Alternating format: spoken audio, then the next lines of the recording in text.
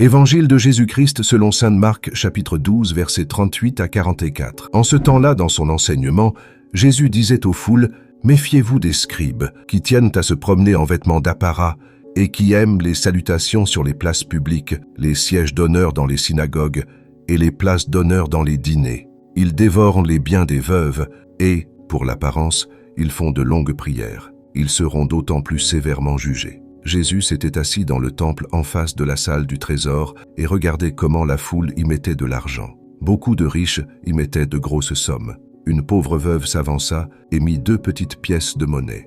Jésus appela ses disciples et leur déclara « Amen, je vous le dis, cette pauvre veuve a mis dans le trésor plus que tous les autres, car tous, ils ont pris sur leur superflu, mais elle a pris sur son indigence. Elle a mis tout ce qu'elle possédait, tout ce qu'elle avait pour vivre. » Acclamons la parole de Dieu. Dans cet évangile selon saint Marc, Jésus nous offre 2 enseignements forts et liés l'un à l'autre, l'humilité sincère et le don véritable. Il commence par mettre en garde les foules contre l'hypocrisie des scribes, puis il montre l'exemple d'une pauvre veuve dont l'acte simple a une signification profonde aux yeux de Dieu. Jésus décrit les scribes comme des personnes attachées aux signes extérieurs d'honneur et de respect, leurs vêtements d'apparat, les salutations sur les places, les sièges d'honneur. Leur attitude montre un désir de reconnaissance humaine, de prestige et de statut social. Mais Jésus pointe une contradiction morale.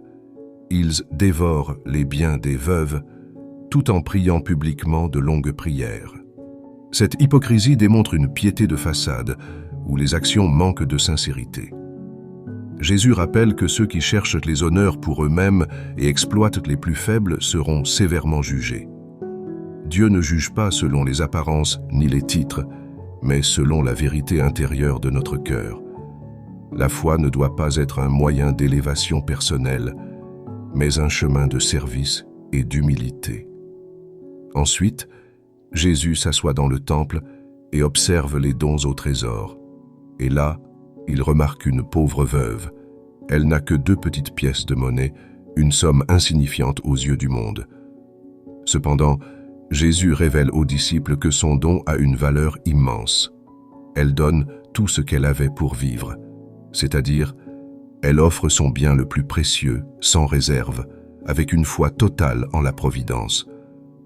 Contrairement aux riches qui donnent de leur superflu, cette veuve offre dans l'humilité et le sacrifice.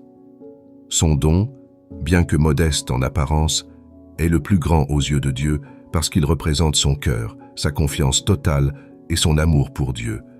Ce geste exprime une dépendance sincère à Dieu et une foi courageuse, car elle ne garde rien pour elle-même.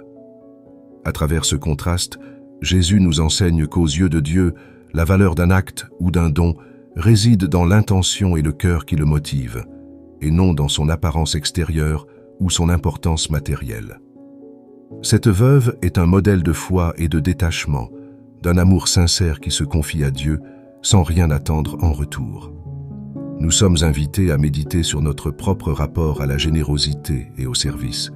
Dieu nous appelle à donner non pas seulement de ce qui est facile ou visible, mais à offrir ce qui touche notre cœur et à agir pour la gloire de Dieu et le bien de notre prochain, avec simplicité et humilité.